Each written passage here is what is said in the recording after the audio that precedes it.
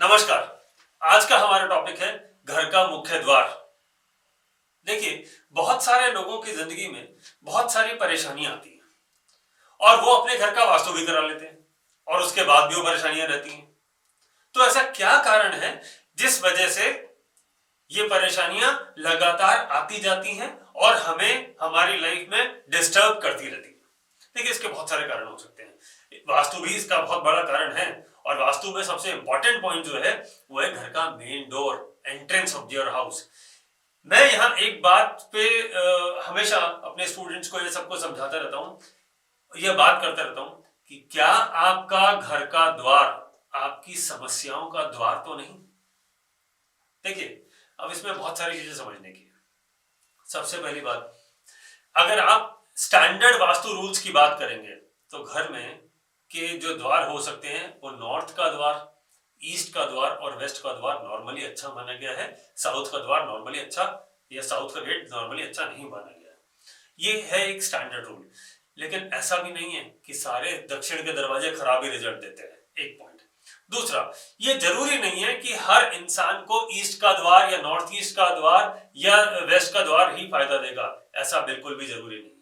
Astro vastu में हम इन बातों पे अक्सर चर्चा करते हैं, हमने इस पे बहुत सारे एक्सपेरिमेंट किए और बहुत अच्छे अच्छे रिजल्ट्स भी लिए हैं। देखिए, इसमें होता क्या है आपको एक बात समझना पड़ेगा कि अगर आपकी कुंडली में सूर्य खराब है, क्योंकि सूर्य ईस्ट के डायरेक्शन को गवर्न करता है, तो ईस्ट का डायरेक्शन आपके लिए यानी ईस्ट का द्वार आपके लिए अच्छा रिजल्ट नहीं देगा, चाहे वो स्टैंडर्ड वास्तु रूल के हिसाब से कितना ही अच्छा हो। अगर आपकी कुंडली में शनि खराब है, क्योंकि शनि वेस्ट का डायरेक्शन को कंट्रोल करता है, तो वेस्ट का डायरेक्शन आपके लिए कभी भी अच्छा रिजल्ट नहीं देगा, यह संभव ही नहीं है।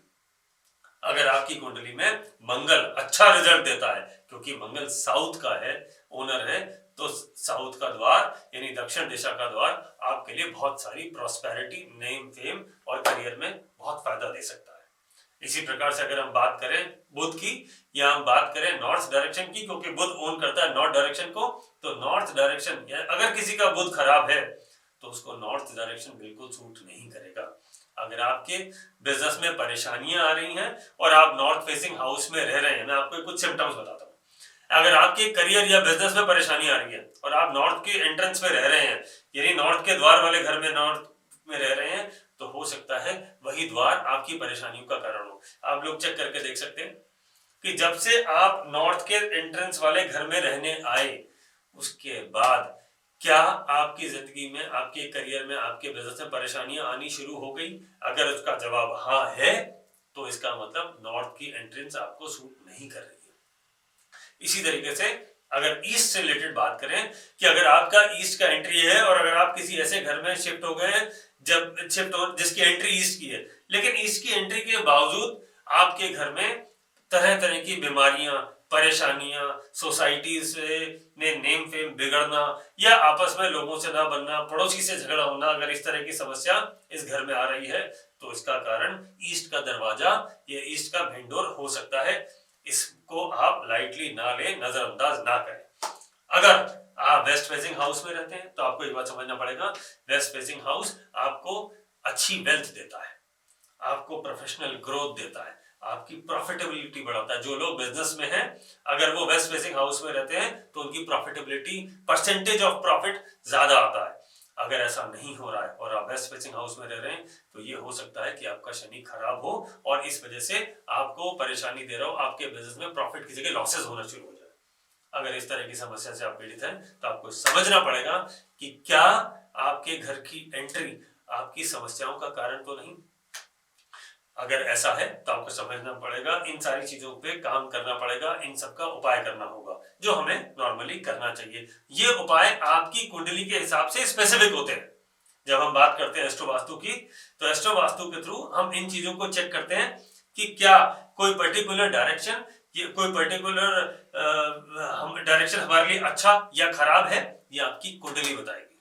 अब बहुत सारे लोग मुझसे एक सवाल ये भी पूछते हैं कि घर में तो कई लोग रहते हैं, परिवार में सबकी कुंडली अलग होती है, तो किसी का सूर्य अच्छा होगा, किसी का शनि अच्छा होगा, किसी का बुध खराब होगा, किसी का मंगल अच्छा होगा, किसी का मंगल खराब होगा, कोई भी प्लेनेट अच्छा या खराब हो सकता है। तो मैं आपकी नॉलेज के लिए एक बात बता दूं कि एक परिवार में रहने वाले सभी लोगों की कुंडली लगभग एक जैसी ही होती है, इसलिए वो एक परिवार होते हैं।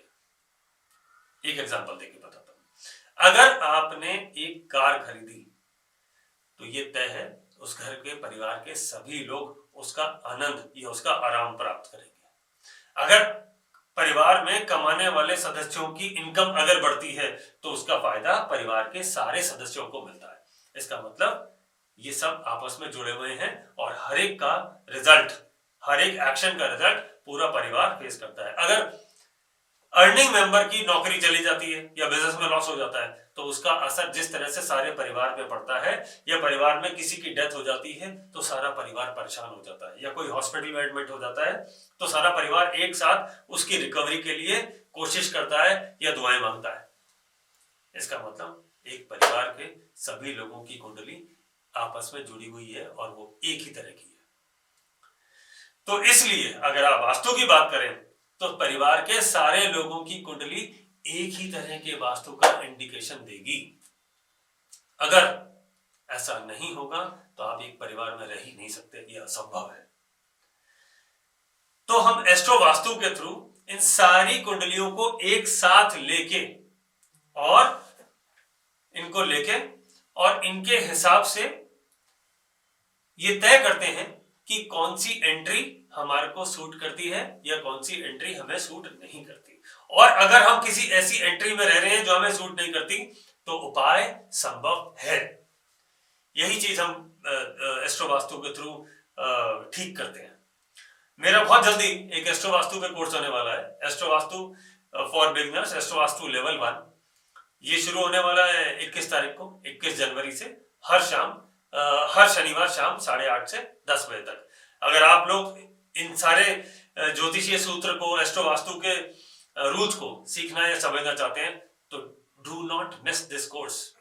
ये बहुत इंपॉर्टेंट रोल प्ले करेगा, ना सिर्फ आपकी जिंदगी में बल्कि आपके पूरे परिवार की जिंदगी में। धन्यवाद, नमस्कार।